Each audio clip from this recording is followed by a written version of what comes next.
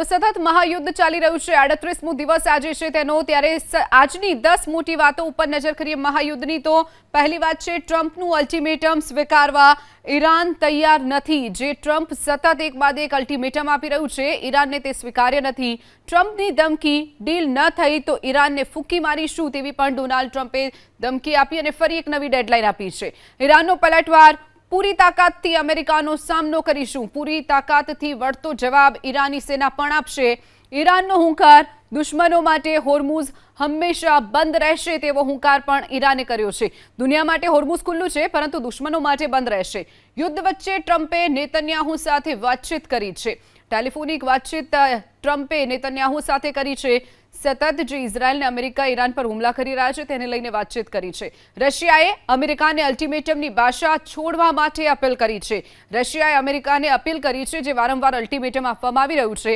इराकना Baghdad Sulaymaniyah पर ईराने हुमलो कर्यो छे इराकनुं जे बगदाद छे तेनी उपर ईराननो हुमलो तो इजरायलना हुमलामां लेबनाનમાં 15 લોકોના મોત થયા હોવાના પણ સમાચાર સામે આવ્યા છે